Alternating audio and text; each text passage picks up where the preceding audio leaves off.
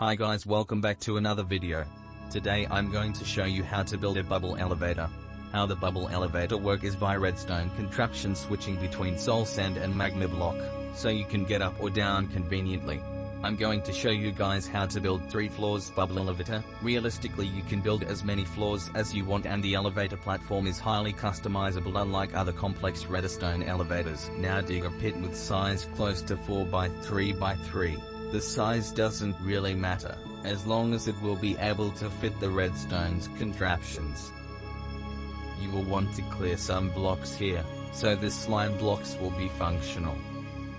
So, you will need 1 sticky piston, 1 soul sand block, 1 magma block, and 2 slime blocks. Place them in the pattern I showed you. Clear out some space around it. Now, make sure to align the ground platform to the same Y level as the magma block and soul sand, so you can seamlessly walk in and out of the water column. Now, start building the ground platform. You may use any other solid blocks for the floor of the ground platform since planks are burnable. Just make sure the floor is flat. You may extend the floor so you can add more rooms later. If you are done building the first floor, also called the ground platform, start building the walls. Make sure there are 4 to 5 blocks between each floor to keep the rooms comfortable, though you can customize the floor height to your preference. You don't have to build the second floor just yet, but for now, make sure there's enough room for the piston. Copy my exact design if you don't want to run into problems later.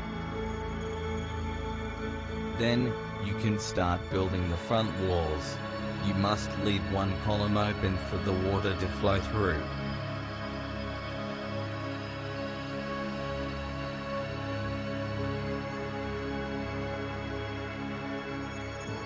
Now, dig another 3 by 3 by 3 pit next to the one I already dug to fit the T-flip-flop later. If you're confused, it's on the right side of the sticky piston. You will need 2 copper bulbs, 2 redstone comparators, and some redstone dust to build the T-flip-flop. Be sure the redstone comparators are facing the direction I demonstrated. Now, place a button and place another solid block 1 Y level down next to the button on the other side of the wall. Make the area 2 blocks wide, 3 blocks deep, and 2 blocks long. Next, place down the observers in the direction I showed.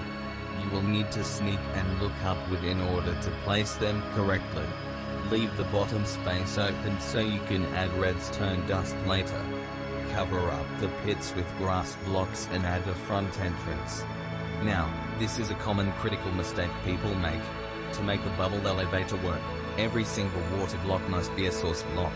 I placed the water block next to another block, which makes it a source block.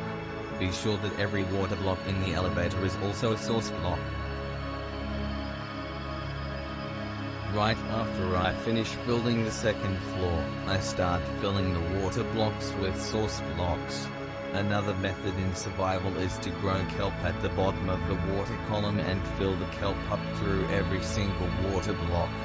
This will convert the water into source blocks. Add an entrance to each opening of the column.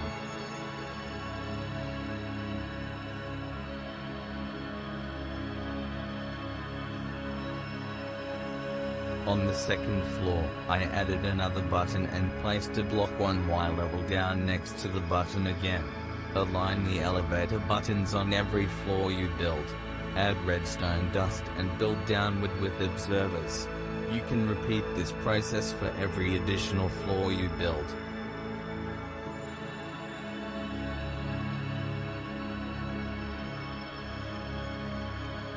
Now I'm building the third floor, which is the final floor shown in this demonstration.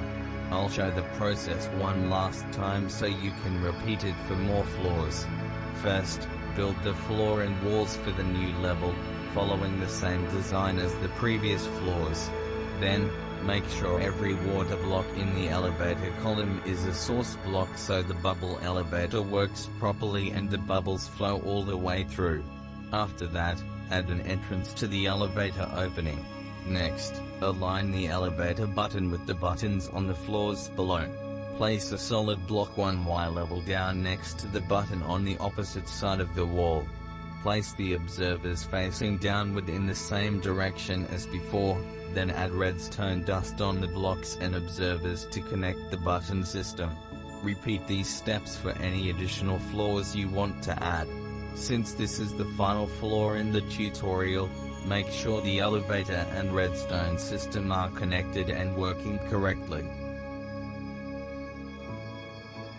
Add some decorations, and you're done. Thank you for watching today's video.